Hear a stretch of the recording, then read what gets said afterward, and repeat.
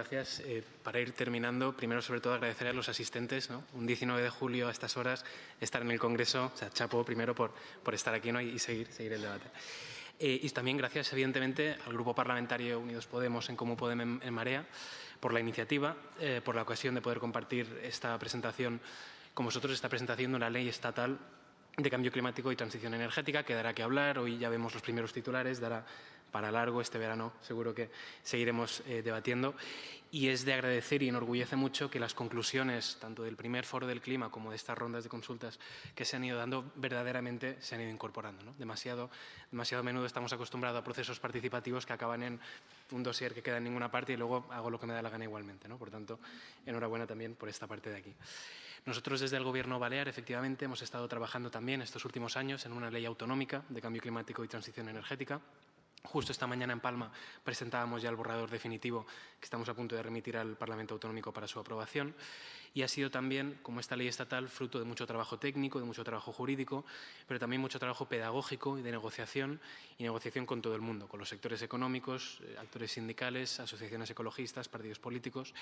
Y es que, un poco en línea de lo que han comentado compañeras y compañeros, una ley de cambio climático buena, pero que se apruebe y que tenga una cierta continuidad, es infinitamente más valiosa que una ley de cambio climático desde el punto de vista teórico ideal, impecable, pero que haya polarizado tanto el debate, que sea derogada el primer cambio de gobierno o que no llegue a aprobarse nunca, ¿no? También quería resaltar 5 segundos, ¿no? Que es importante estas iniciativas, tanto la balear como la estatal, demuestran la importancia de que el ecologismo político, como actor político, como sujeto político, esté representado en las instituciones, en este caso dentro de la pluralidad que supone un grupo parlamentario confederal como el de Unidos Podemos, y que ha sido fundamental ese punto de partida porque ha obligado a todo el mundo a posicionarse. Incluso el Partido Popular, enseguida que se le echa a la oposición, presenta una proposición de ley de cambio climático, ¿no? Cuando llevaba años y años anunciando una hipotética ley que no sabíamos dónde estaba. Por tanto, bueno, hemos superado esta primera barrera, hemos asumido que el cambio climático no es una cuestión de monopolios políticos de nadie, sino que es una cosa que todo el mundo la puede hablar y la puede tratar. Sí que me gustaría también entrar un poco en el por qué, que a veces lo pasamos de largo, ¿no? ¿Por qué es urgente dotarnos de una normativa efectiva contra el cambio climático? Y lo primero que no hay que dejar de banda, hemos hablado de crisis ambiental, de que llevamos tiempo perdido, estamos en una situación de emergencia y a veces años y años, ¿no? Llevamos ya 23 o 24 años de COPs, de cimas, de cumbres de las Naciones Unidas hablando de cambio climático y se pierde esa perspectiva de emergencia. Estamos en una auténtica emergencia ambiental, climática, lo vivimos en las islas en primera persona, lo vivimos en la península ibérica en primera persona.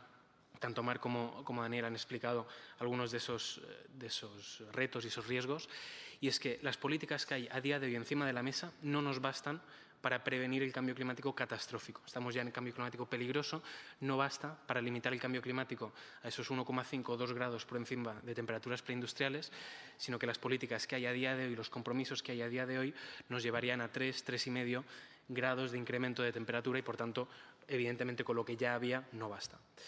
Además de esa necesidad, se plantea una oportunidad importante, ¿no? Incluso, si queréis, siendo un poco cínico, si me permitís, desde el punto de vista de la marca. Nosotros en Baleares, nuestra principal economía es el turismo.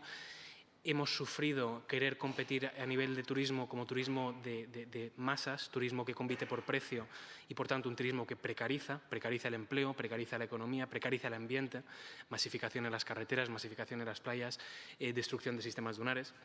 Esto nos permite posicionarnos como un destino de turismo sostenible, de calidad, no de masas, sino de calidad, y, por tanto, cambiar este paradigma.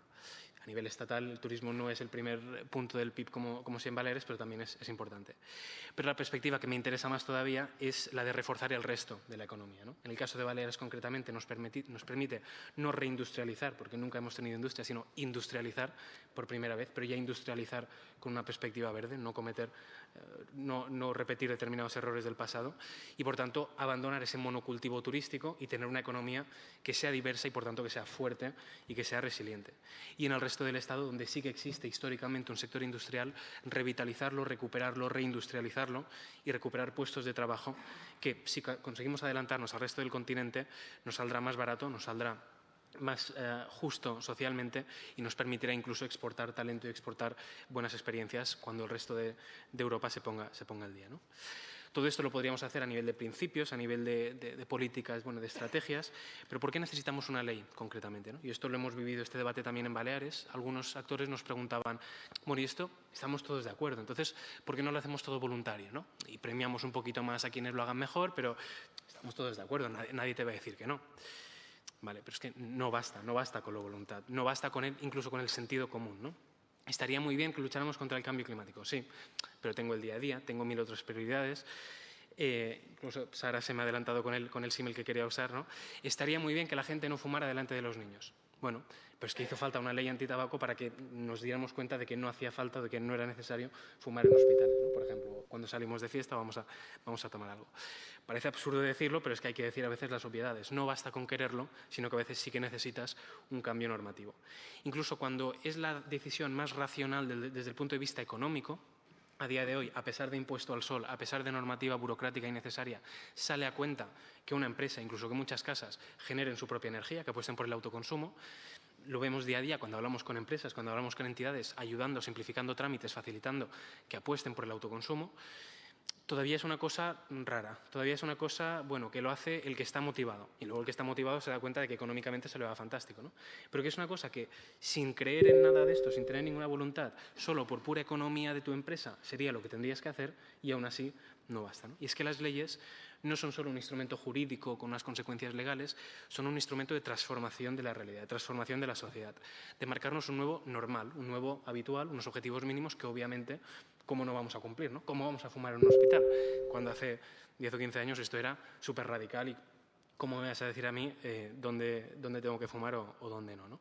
Entonces, de la misma forma que a día de hoy nadie se cuestiona dónde puedes fumar, dónde no, si me puedo casar el día de mañana con mi chico o si no sé qué, que hace 10 años era un debate muy fuerte y ahora nadie se lo plantea, tenemos que conseguir que pase lo mismo con que nadie se plantee que la energía que consume tiene consecuencias de residuos nucleares o de emisiones de CO2, que se desplaza por la ciudad contaminando y afectando a la salud de la gente, o que determinados puestos de trabajo no sean accesibles porque no se haya hecho la formación, ¿no? Por tanto, ¿por qué una ley? Primero, porque es necesario para transformar nuestra realidad, la física, pero también nuestras expectativas. Una ley también, sobre todo si se consigue ese cierto consenso al que se aspira, nos permite una cierta previsión a largo plazo, ¿no? Hay que invertir miles de millones de euros en formación, en cambiar el sector, de convertirnos en líderes en producir coches diésel, en convertirnos en líderes en movilidad sostenible, en cambiar toda la economía. Eso necesita inversión, necesita tiempo, necesita plazos, y el sector privado eso solo lo va a hacer si tiene unas ciertas previsiones, una cierta visibilidad a largo plazo, que es lo que da un marco jurídico consensuado, ¿no? En la Ley de Baleares marcamos, por ejemplo, que a partir del 2035 todo nuevo vehículo tiene que ser cero emisiones.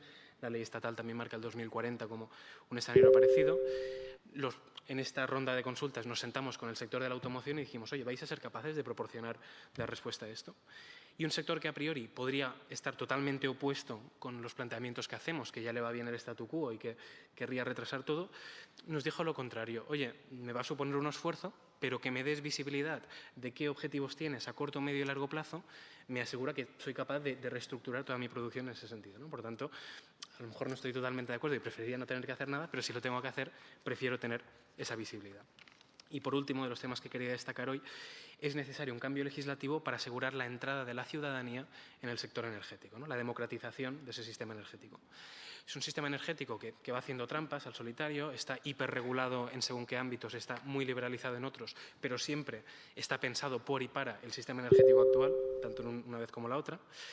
Entonces, la transición energética, toda la parte tecnológica, pero la parte social también que estamos viendo de nuevas formas de organizarse socialmente, permiten cambiar ese paradigma del sistema energético, incluso, como digo, a nivel cultural, ¿no?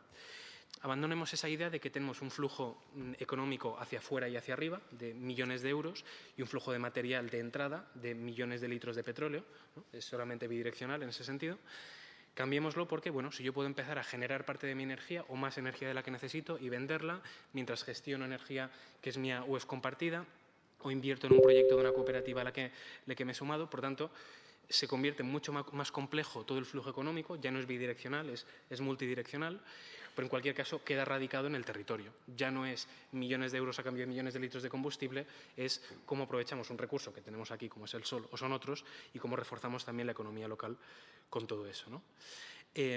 ¿Por qué esa democratización? Bueno, porque políticamente nos gusta mucho, evidentemente, porque es un reparto más justo de los recursos, pero también porque si entramos a ser un empresario sabe perfectamente dónde se van sus gastos y dónde tiene tal, ¿no? Si nosotros como ciudadanía, como empresas, entendemos el sistema energético, automáticamente empezaremos a hacer un mejor uso de la energía. Entonces, esos objetivos de reducción de la demanda, ya solo entendiendo qué es la demanda y qué vale un peine, ¿no? Cuánto vale, qué es un kilovatio hora y cuántos metros cuadrados de placas son un kilovatio hora, eso ya nos permite empezar a hacer un mejor uso de la energía y avanzar en la reducción de consumo. Y es que además, otro factor importante es que si abrimos el sistema energético a la ciudadanía en su conjunto, somos capaces de movilizar muchísima más capacidad de financiación, muchísima más capacidad de inversión en el sistema. Y hemos dicho que necesitamos miles de millones de euros de inversión. Y algunos de ellos van a venir seguramente de las empresas energéticas tradicionales que van a ir haciendo su renovación, pero si de repente cualquier persona, en vez de tener sus 2.000 euros en el banco, que dan un interés de risa, los invierte en un proyecto renovable, eso es capital que se ha movilizado también para esa transición energética, capital que luego revierte de forma también más distribuida, ¿no? Por tanto, es volver a crear ese nuevo normal.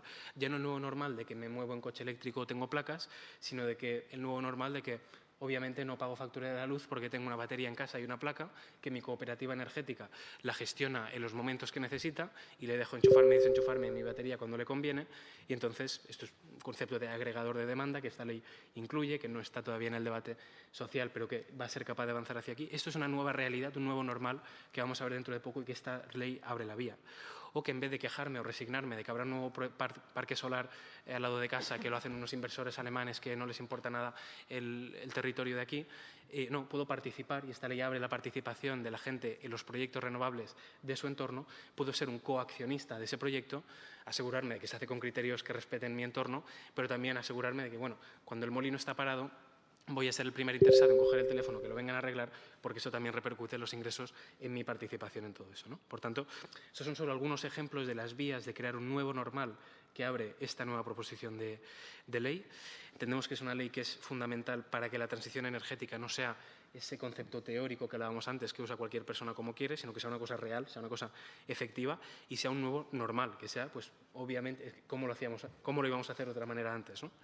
Entonces, es necesaria, el cambio de modelo energético es urgente, pero hay que hacerlo planificado, porque si no será más urgente todavía y será impuesto y será más costoso ambiental, social y económicamente. Hemos perdido tiempo, y lo decían John y lo decían Josep, lo hemos dicho varias veces, ¿no? Llevamos mucho tiempo perdido. Dejemos de perder tiempo. Así que gracias por el trabajo hecho desde el Grupo Parlamentario, desde todas las entidades que han ayudado. Ánimo en todo el trabajo que queda por delante, porque va a haber ganas de distorsionar, va a haber ganas de apuntarse tantos, y seamos capaces todos de aportar la madurez política, la madurez de nuestras entidades, nuestro capital intelectual colectivo, porque el objetivo de una ley consensuada, aprobada y efectiva vale mucho más que al final los cromos, ¿no? las medallas que nos podamos colgar cada uno. Así que gracias, ánimos y seguimos trabajando.